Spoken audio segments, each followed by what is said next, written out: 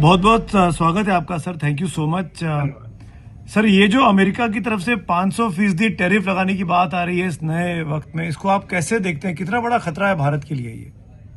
देखिए, खतरा तो बहुत है क्योंकि 500% टैरिफ का मतलब है कि हमारा जिन जिन चीज़ों पे टैरिफ लगेगा उनका ट्रेड रुक जाएगा। अभी तो $47 बिलियन के करीब का ट्रेड था जिसपे 50% लगता था।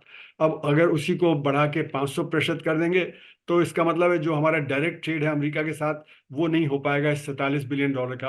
और क्योंकि अमेरिका ही हमारा सबसे बड़ा पार्टनर था जिससे हमारा सरप्लस होता था। चीन के साथ तो हमारा $100 बिलियन का डेफिसिट है। तो हमारा जो बैलेंस ऑफ पेमेंट है उसमें हमारा डेफिसिट बढ़ जाएगा और इसकी वजह से हमारे रुपए पे असर पड़ेगा। हमारे जो रुपए की कीमत जब गिरेगी तो फिर जो फॉरेन इन्वेस्टमेंट है उस पर असर पड़ेगा और फिर हमारे यहाँ जो इम्पोर्ट्स हैं उसके ऊपर भी असर पड़ सकता है। तो कुल मिला के हमारा जो ट्रेड है उस पर बहुत बड़ा धक्का लगेगा। अभी तक हम कोशिश कर रहे थे कि 50% को हम कैसे झेलें। तो कुछ ट्रेड यूएई के द्वारा जा रहा था, कुछ हमारा साउथ ईस्ट एशिया के द्वारा जा रहा था, लेकिन उसमें भी फिर हमारे जो एक्सपोर्टर्स हैं उनकी मार्जिन कम हो जाती है क्योंकि वहां पे जो जिनके थ्रू हम यूएई या जो साउथ ईस्ट एशिया के थ्रू करेंगे तो उनको भी मार्जिन देनी पड़ेगी। तो हमारे जो एक्सपोर्टर हैं उनके प्रॉफिट मार्जिन पे असर पड़ेगा। उसका असर ये होगा कि फिर जो हमारे एक्सपोर्टर हैं वो वेजेस को कंप्रेस करेंगे जिससे कि उनका प्रॉफिट मार्जिन ना कम हो। अगर वेजेस कंप्रेस होते हैं तो हमारे यहाँ जो गैर बराबरी है वो भी और बढ़ जाएगी और इससे फिर हमारे यहाँ जो डिमांड की समस्या है वो डिमांड की समस्या पे असर पड़ेगी। और जब डिमांड की समस्या पे असर पड़ेगा तो हमारा इन्वेस्टमेंट पे असर पड़ेगा। तो कुल मिला के इसका बहुत बड़ा असर हमारे अर्थव्यवस्था पे पड़ेगा। लेकिन ये भी बात है कि अगर हम अंदरूनी नीतियां बदलें जिससे कि हमारे ऊपर ये जो खतरा मंडरा रहा है वो कम हो जाए तो उसको हमें करना चाहिए। तो वो कैसे हो सकता है? अंदरूनी नीतियां क्या बदलें और कैसे क्या? जिस तरीके से राष्ट्रपति ट्रंप की मनमानी चल रही है इन दिनों में, वेनेजुएला में चले गए, रूस के ऑयल टैंकर्स को रोक लिया, इसको कैसे दुनिया की ताकतें कैसे निपट सकती हैं इससे? देखिए, दुनिया की ताकतें मैं काफी समय से बोल रहा हूँ कि हमें वर्ल्ड माइनस अमेरिका से डील करना है। जैसे हमारा ट्रेड है, अगर हम बाकी सब देश एक साथ मिल जाते हैं और अमेरिका के ऊपर टैरिफ लगा देते हैं तो अमेरिका को विड्रॉ करना पड़ेगा। पर लेकिन ट्रंप ने बड़े क्लेवरली ये किया कि सब देशों को तोड़ लिया, हर एक से अलग अलग नेगोशिएट किया। और हर एक ने अलग अलग नेगोशिएट इसलिए किया क्योंकि उनको लगा कि हमें ट्रंप से कुछ बेनिफिट मिल जाएगा, लेकिन बेनिफिट नहीं मिला। तो अब ये स्थिति आ गई है जब बाकी देशों को मिलके अमेरिका को अलग थलग करके और बाकी अपना ट्रेड आपस में बढ़ाएं। तो हमको भी ये ट्रेड अपना आपस में बढ़ाना पड़ेगा। लेकिन उसमें भी समस्या क्या है कि सबका जो ट्रेड अमेरिका के साथ था वो जब कम होगा तो सबके पास सरप्लस ज्यादा हो जाएगा। और जब सरप्लस ज्यादा हो जाएगा तो हम एक दूसरे को बेचेंगे सस्ते दाम पे, तो एक तरह से डंपिंग शुरू हो जाएगी। और ये कुछ हद तक हो भी रहा है कि चीन सस्ता माल दे रहा है, भारत भी अपना माल सस्ता करके जो है बाकी मार्केट में बेचने की कोशिश कर रहा है। तो इसका असर ये होगा कि बाकी हम एक दूसरे के ऊपर टैरिफ लगाने लगेंगे। तो अगर हम आपस में समझौता कर ले तो ये नहीं होगा। अगर समझौता नहीं हुआ तो एक जनरलाइज टैरिफ वॉर शुरू हो जाएगी जिसका असर सारी दुनिया की अर्थव्यवस्था पे काफी नेगेटिव होगा और उसका असर हमारे ऊपर भी नेगेटिव होगा। अगर अंदरूनी नीतियों की बात हम करें तो हम देखें कि जो हमारे जो असंगठित क्षेत्र है जिसमें 94% लोग काम करते हैं उनकी इनकम हम बढ़ाएं तो वहां पे डिमांड तेज हो जाएगी। जैसे जीएसटी को काटा इसीलिए था कि अंदरूनी डिमांड बढ़ जाए। पर अंदरूनी डिमांड हमारी तब बढ़ेगी जब हमारे कृषि में आमदनी बढ़ेगी और हमारे असंगठित क्षेत्र जो नॉन एग्रीकल्चर है उसमें आमदनी ज्यादा होगी। तो वहां से डिमांड तेज होगी तो हमारी इंडस्ट्री को फायदा होगा, हमारे ऑर्गेनाइज सेक्टर को फायदा होगा, उनका प्रोडक्शन ज्यादा बढ़ेगा और फिर हम एक्सपोर्ट पे इतने निर्भर नहीं रहेंगे।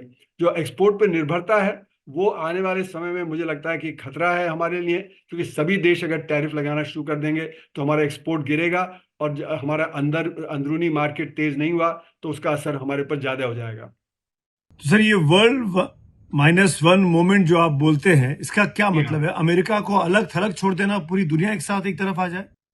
जी हाँ, वो करना पड़ेगा क्योंकि अमेरिका इस समय अपने को प्रोटेक्ट कर रहा है। जो टैरिफ वो रेसिप्रोकल टैरिफ बोलता है, मैं उनको प्रोटेक्शनिस्ट टैरिफ बोलता हूँ। और उसके पीछे वजह ये है कि अमेरिका में कॉस्ट ऑफ प्रोडक्शन ज्यादा होने से जो इंडस्ट्री है वो बाहर भारत, चीन, मेक्सिको यहाँ चली गई है। और इसीलिए ट्रंप साहब बार बार कहते हैं कि इन देशों ने हमारे जो अच्छे जॉब हैं वो हमसे चोरी कर लिए हैं। तो उसके पीछे वजह यह है कि अमेरिका में जो मिनिमम वेज होती है वो $60.5 प्रति घंटा होती है, प्रतिदिन नहीं, प्रति घंटा।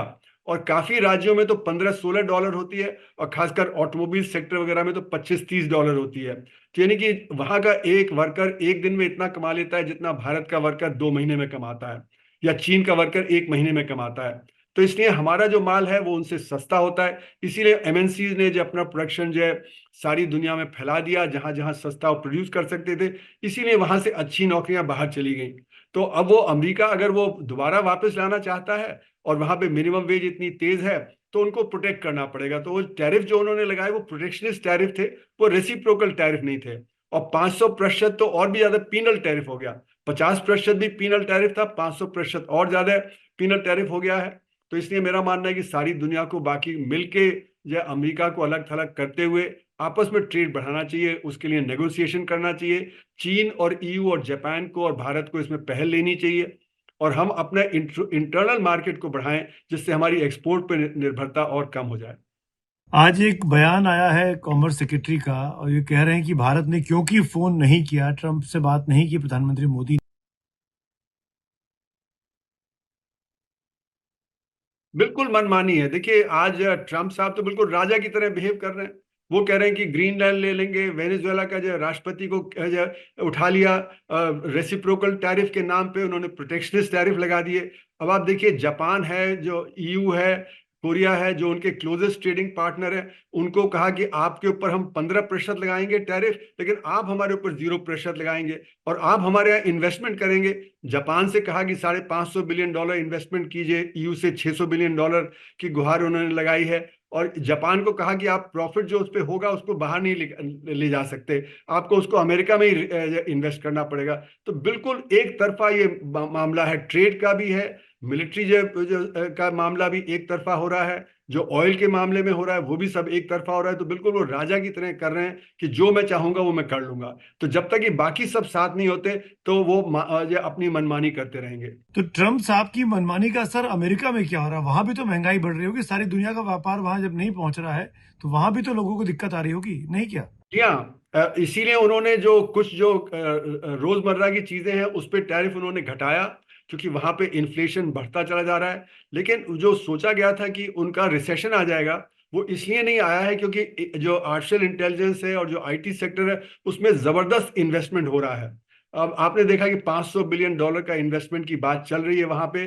तो इसलिए जो रिसेशन आने की जो गुंजाइश थी वो नहीं हुई, लेकिन वहां पे जॉब क्रिएशन पे असर पड़ा है। वहां पे इन्फ्लेशन धीरे धीरे बढ़ता जा रहा है रोजमर्रा की चीजों में। और इसीलिए आप अगर सीएनएन और जो आप बाकी और जो है उनके चैनल्स देखें, तो वहां पे जो आम जनता है वो कह रही है कि जो महंगाई बढ़ती जा रही है, और उससे वहां पे नेगेटिव असर हो रहा है।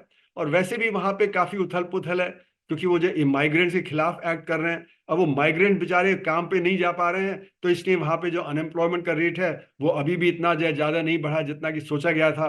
तो कई फैक्टर्स हैं जिसकी वजह से अभी अमेरिका में वो जो सोचा गया था कि स्टैगफ्लेशन की सिचुएशन आ जाएगी, वो स्टैगफ्लेशन की सिचुएशन अभी नहीं आई है। क्या आपको लगता है सर कि ये जो मागा की थ्योरी देकर ट्रंप साहब राष्ट्रपति बने, वो मागा से अधिक वो फैमिली अफेयर ज्यादा कर रहे हैं, अपना व्यापार, अपने बारे में ज्यादा सोच रहे हैं? नहीं, ऐसा है कि दो चीजें हैं। एक तो मेक अमेरिका ग्रेट अगेन, तो अमेरिका तो ग्रेट था ही। अब देखिए अमेरिका की प्रति व्यक्ति आय $88,000 है, जर्मनी की $55,000 है, जापान की $33,000 है, और भारत की $2,800 है। तो अमेरिका तो ग्रेट था ही, तो अगेन की कहाँ से बात आ गई? वो तो अब ये है कि एक तरफा बात है, वो तो राजा है। वो कह रहे हैं कि हम जो 60 जो इंटरनेशनल जो ट्रीटीज है उससे भी हम निकल जाएंगे, हम पर्यावरण की भी तरफ जो नहीं देंगे, बाकी जो पर्यावरण का करते रहे पर हम नहीं करेंगे। तो हर तरह से वो अपनी मनमानी कर रहे हैं।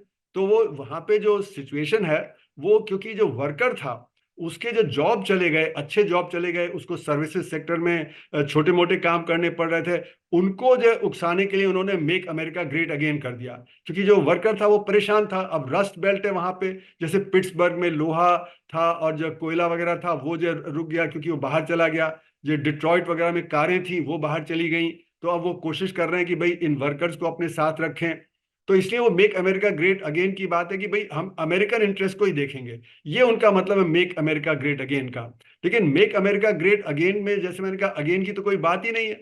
वो तो ऑलरेडी मतलब उनकी प्रति व्यक्ति आय ज्यादा थी। और उसके पीछे वजह क्या है? हम सस्ता माल, चीन सस्ता माल दे रहा है, भारत सस्ता माल दे रहा है, और तीसरी दुनिया के देश। तो वहां पे जो लिविंग स्टैंडर्ड है वो अपनी जो उनकी क्षमता थी उससे ज्यादा है, क्योंकि हम उनको सस्ता माल सप्लाई कर रहे हैं, हमारे वर्कर्स हम एक्सप्लॉइट करके उनको सस्ता माल दे रहे हैं। तो अब जो वो कह रहे हैं वो यही है कि भाई देखो, मैं तो सब अमेरिका के हित में कर रहा हूं और मुझे सपोर्ट करते रहो। क्या आपको लगता है कि ट्रम्प साहब की पॉपुलैरिटी पर भी इन फैसलों का असर पड़ रहा होगा? वो और ज्यादा पॉपुलर हो रहे होंगे कि अपने देश में, या नेगेटिव असर होगा? देखिए, वो जब ये सब करते हैं, जैसे वेनेजुएला पे अटैक किया, तो उससे वहां की जनता को लगा देखो कितना अच्छा मिलिट्री ने कर दिया। वो रूस के ऊपर कह रहे हैं कि हम जो ऑयल टैंकर्स पे कब्जा कर लेंगे। तो ये सारी चीजें एक तरह से पॉपुलिस्ट मेजर्स हैं। लेकिन मेरा मानना है कि जैसे जैसे इन्फ्लेशन तेज होगा और वहां पे रोजगार पे असर पड़ेगा, जो अभी असर पड़ रहा है, तो फिर उनकी पॉपुलैरिटी धीरे धीरे कम होगी। और जो CNN वगैरह में आता है कि जो रेटिंग है उनकी, वो तो 35-36% ही है, जो मतलब सॉलिडली मांगा था वही सपोर्ट कर रहा है, बाकी जो बीच के लोग थे वो सपोर्ट नहीं कर रहे। तो इसलिए खतरा ये है कि अभी जो नवंबर में जो आएंगे मिड टर्म इलेक्शन, उनमें उनको धक्का लग सकता है। क्या ये जो वेनेजुएला पे अटैक हुआ, ईरान में इस वक्त टर्मोइल चल रहा है, वो ग्रीनलैंड के बारे में बोल रहे हैं, कोलंबिया के बारे में बोल रहे हैं, आपको लगता है कि दुनिया क्या बड़े युद्ध की तरफ आगे जा रही है, जिसमें रूस और चीन एक तरफ होंगे और अमेरिका एक तरफ होगा? देखिए, ये जो मेरा मानना है कि सेकेंड कोल्ड वॉर शुरू हो गई थी यूक्रेन के युद्ध के बाद, 3.5 साल, 4.25 साल पहले। उसमें चीन और रूस और ईरान और नॉर्थ कोरिया ये एक साथ रहने वाले थे, अमेरिका और EU और जो जापान और साउथ कोरिया ये एक तरफ रहने वाले थे। तो एक तरह से नई कोल्ड वॉर तो शुरू हो ही गई थी, जो ट्रम्प साहब ने, या ट्रम्प साहब के आने के पहले ही बाइडेन ने रोक लगा दी थी कि चीन को जो हाई जो चिप्स हैं, हाई कैलिबर चिप्स हैं, जिनकी क्षमता बहुत ज़्यादा है, उस पर रोक लगा ली थी। और फिर उन्होंने जो वहाँ पे सॉफ्टवेयर पर्सनल थे, जो अमेरिकन जो चीन में, उनको वापस बुला लिया था। तो कोशिश है कि चीन को रोका जाए, सोवियत यूनियन को रोका जाए। लेकिन अभी ये जो उन्होंने ट्रम्प साहब ने किया है, जैसे ग्रीनलैंड, उस पर उनको EU की सपोर्ट नहीं मिलेगी। फिर जैसे कि उन्होंने टैरिफ लगाए, तो टैरिफ पे भी लोग नाराज हैं। तो मेरा मानना है कि जो अमेरिका को लीड देनी चाहिए थी एक वो वेस्टर्न ब्लॉक को, वो शायद नहीं होगी। वहां पे आपस में परेशानी होगी। उन्होंने कनाडा से भी जो मतलब जो एक तरह से कहा जाए तो दुश्मनी मोल ले ली, मेक्सिको से भी दुश्मनी, और बल्कि यहाँ तक वो कह रहे हैं कि मेक्सिको में भी वो कर सकते हैं जो वेनेजुएला में कर रहे हैं। तो ट्रम्प साहब अमेरिका को अलग थलग कर दे रहे हैं। तो इसलिए वहां पे जो वेस्टर्न ब्लॉक है, उसमें मुझे लगता है कि कुछ टूट हो सकती है।